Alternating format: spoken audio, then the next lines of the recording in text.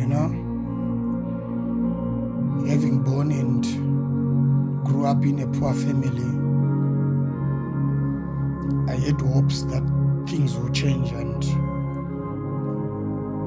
I'm sure I received Christ when I was around 15 years because I was born in a Muslim family.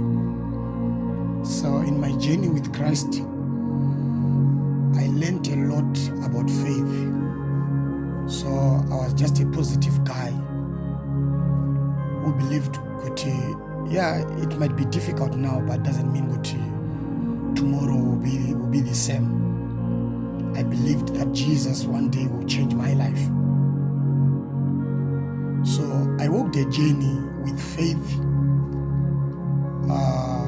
until I became an adult. I came to South Africa trying to look for greener pastures. Life was never that easy. Things continued from bad to worse. I began to see people of my age getting better, succeeding, buying cars, buying stands, marrying. You know, you could see on Facebook, but yeah, life is good for them. Then I had nothing to show. Then the process of giving up began after years of believing that tomorrow is going to be a better day. So when I was in the process of giving up, because giving up is not something that happens overnight. It's a process. There is a time you begin to deteriorate your hopes of a better life, your hopes of having a child, your hopes of marriage, your hopes of anything that you're looking for. They deteriorate as a process, and there is eventually a day when you say, no, I'm quitting. I believe this is not for me. So around the time when I said, no, I think I was born to be poor, my blood doesn't carry any blessing, so I have to find ways to make it. What the devil does, he began to introduce me to dirty games. Like, I remember there was a client of ours who could come and sit with us. I was a mechanic. We are fixing cars. We are sweating for us to make money. He's just sitting there. He's a Nigerian guy.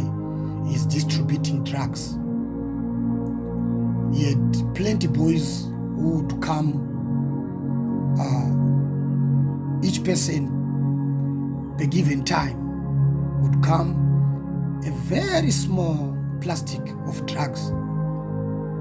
And you could see with this guy, he had money. Even after fixing his car, the extra money that he could give us, you could see, so why are we suffering? Some other people, they are making money by just selling some stuff. Yet drugs are illegal. They can end your life in jail. But this is the devil seeing, this person is about to give up. So let me give him ideas of what to do. So you begin to think, I think I need to also join this crew, this train. Maybe I can make a better living because I've tried everything. Because people who have given up are very, very dangerous. They can welcome any idea. They can do anything. All those people who ended up selling their bodies, they don't care what you think. They don't care about what other relatives think. They don't care about what nobody thinks because they've given up on life. Nobody can grow up saying, I want to sell my body. But the devil can push you to a level where you give up and introduce to you those dirty things. So number one, drugs. The number two, there was a guy who was a client to us. We asked him, what do you do? What do you really do? He said, I service old ladies and some mamas who want service.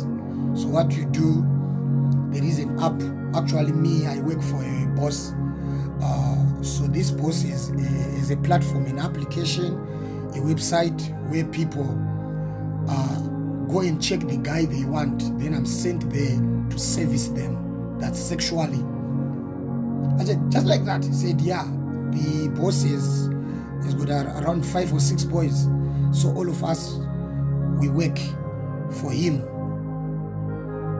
I said, okay, how much do you produce a day? He spoke about even 50,000. I said, no man, I think this is a good job. So I began to make some researches. Imagine, because I'm no longer scared, I'm no longer worried about anything, because it's been years hoping good life will change, but life never changed. Life never changed. So now the devil sees with the person is now deteriorating in faith. Let me introduce some certain ideas. I remember there was another friend of mine who even came up with an idea of pornography. So this is how the devil was trying to create some imaginations. He introduces you to things which are very scary. You won't be scared of them because you've given up. So at that time when I was thinking strange, this is when God came, began to show me things in the dreams. People began to prophesy. I began to hear voices and a lot of things. Then all of a sudden, God changed my life. So most of the times, when you're about to give up, the devil really knows, Kuti, you are almost on the time of your breakthrough. And whenever you give up, the devil doesn't send you to the right direction. He sends you to your demise. He sends you to your end. Most people gave up on life. They said, now we are selling our bodies. They ended up being HIV positive. Beyond treatment, they died. Most people gave up because they were little children who are growing. They said our parents are not able to provide us. So let us just be wild. We get boyfriends. We give them what they want. They provide us money. They got pregnant. Most of the people, they were derailed from what God had planned for them because of giving up. Some other people were on the road. God said, I'll give you a child after 10 years. Then when they were around 9 years, closer to the time that God was promising them a child, Sangomas came. Strange people who were saying we can help people to have kids came. And you realize with the child who was supposed to be born as a special child after a certain given period of waiting, came out as a drug addict, came out as a prostitute, came out as a person who is destined to go to the jail. So you have a child, but the same child you will receive from these sangomas, from whatsoever, because these sangomas, they are very, very, very, very, very good at this. They can actually see what's coming ahead of you.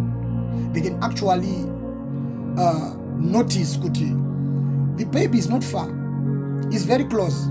So they can manipulate you into believing it's them who helped you, and they will initiate the child who was already destined for you into their kingdom, and the child is born with blemishes. So people must have the power of waiting.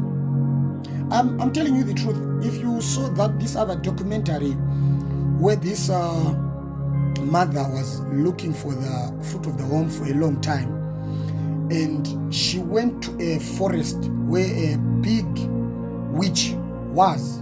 This big witch was helping a lot of people, but he was staying in the deep forest. I'm sure it's Ghana. If you know about this documentary about this intercessor guy, So when the mother went there, she was told, I'm seeing a son who is coming, but he's a little bit far. So it means this mother was not barren. She was supposed to wait. She was supposed to wait. But now, the Sangoma did not even like what I'm seeing a son who is coming there. Then the mother was told everything, and she never questioned anything, and the son was initiated, and he came, but he came already initiated. So you need to be very, very careful when you feel like giving up.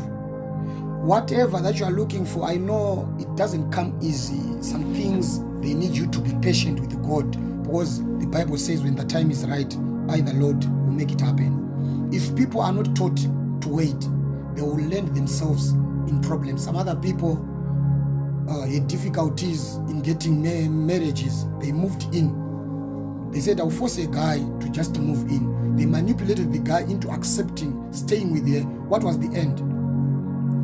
being used every day. You get a child, 2 children, and the guy decides to go. Because a guy who did not marry will not respect anything when they want to go. They will go clearly, smoothly. But who is the biggest problem here? It's you. You really know that it's very, very bad for a lady to move in without having to consult the parents, paying this and that. But because you are desperate for marriage, you are thinking that you are now old enough and you are behind time. So look at where you are now.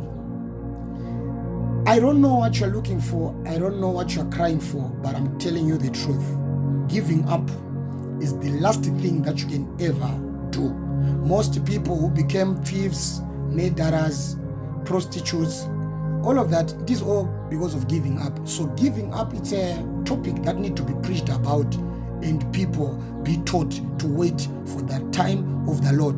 Some of you don't need to wait for the time of the Lord. You need to keep pushing. You need to keep pushing. You are fighting a lot. Sometimes you are fighting your bloodline. Sometimes you are fighting witches in your families. Sometimes you are fighting spirits in your families. So your things doesn't go the way of others. You have to fight a lot for you to win. So if it requires fighting, please fight.